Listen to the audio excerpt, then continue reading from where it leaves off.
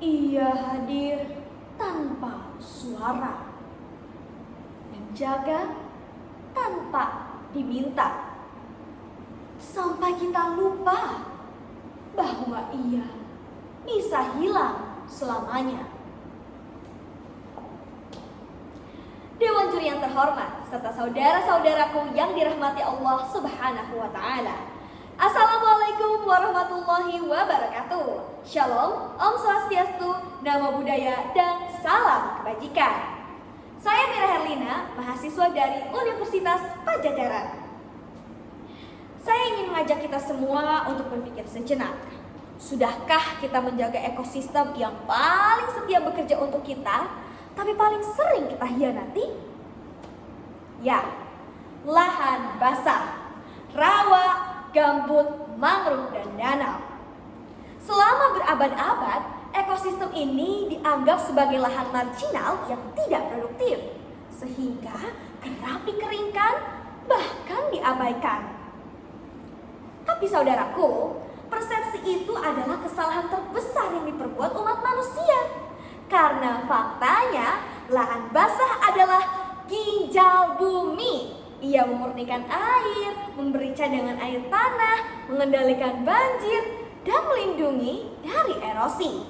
Sekaligus menjadi rumah bagi ribuan spesies.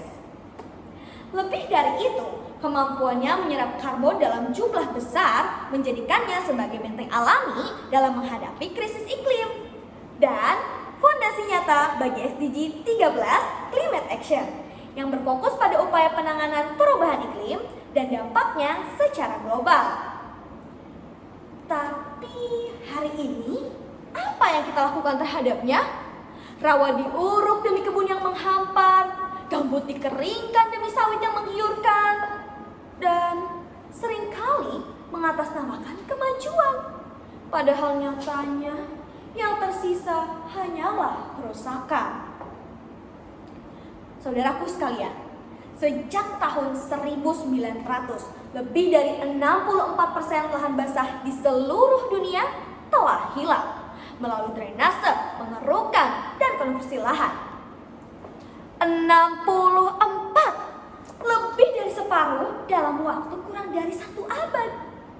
Dan Indonesia, sampai hari ini kita masih membuka lahan untuk perkebunan kelapa sawit tanpa pernah benar-benar berhenti dan bertanya, apa yang kita korbankan di balik setiap hektar yang kita buka?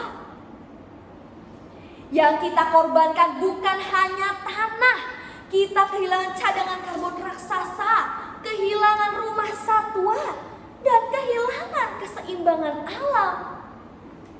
Lalu pertanyaannya, apakah yang dikatakan kemajuan itu setimpal dengan dampak yang kita terima?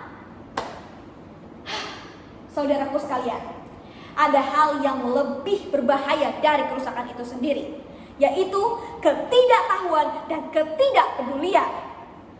Banyak dari kita yang tidak tahu apa itu lahan basah, apa fungsinya. Atau mungkin ada yang sudah tahu tapi tidak peduli dengan kelestariannya. Maka dari itu, saya mengusung aksi SST dan mengajak kita semua untuk andil di dalamnya. S. Shift the mindset. Hentikan anggapan bahwa lahan basah adalah tanah marginal yang layak dikeringkan. Ia bukanlah beban, ia adalah aset berharga yang kita miliki. S. Spread awareness. Mari gunakan media sosial dan ruang diskusi untuk menyebarkan pengetahuan tentang lahan basah. Karena konservasi dimulai dari kesadaran, bukan sekedar kebijakan. T. Take action. Jangan berhenti di kata-kata. Ikut komunitas restorasi hingga penanaman mangrove. Karena perubahan dimulai dari tindakan, bukan sekedar wacana. Saudaraku sekalian, lahan basah tidak butuh kita puji. Ia hanya butuh dijaga kelestariannya. Maka dari itu, saya, Mira Herlina, mengajak kita semua untuk bersama-sama menjaga kelestarian lahan basah. Terima kasih. Wassalamualaikum warahmatullahi wabarakatuh.